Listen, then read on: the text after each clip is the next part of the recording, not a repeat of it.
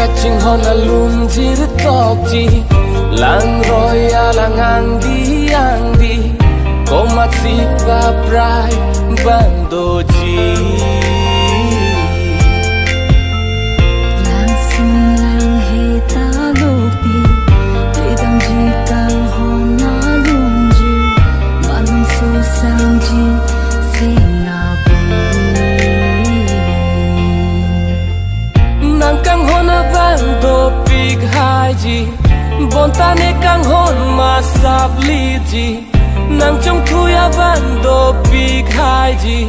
bonta hopeda kang hon ne long long ji kang hon oh kang hon matha plade tree on de kang hon oh kang hon jadi pamin on de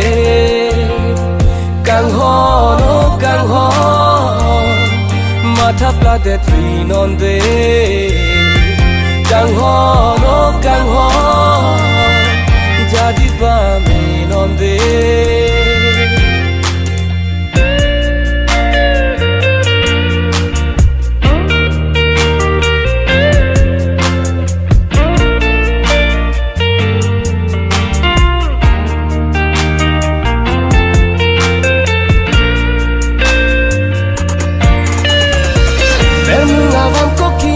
ko vetla nang bam ki bitirik tetla ne sarti ko son si nang phante ne ji ko son si nang phante ne ji bermunga bam ko kini che ko vetla nang bam ki bitirik tetla ne sarti ko son si nang phante ne ji ko son si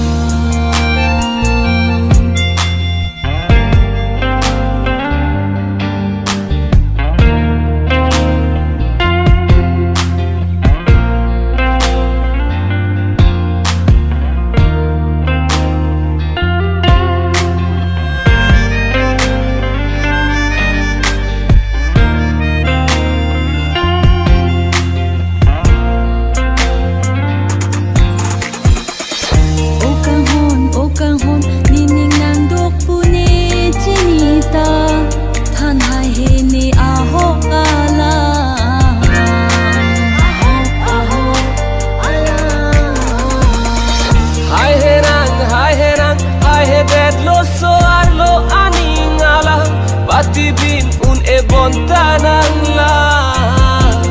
Patibin un e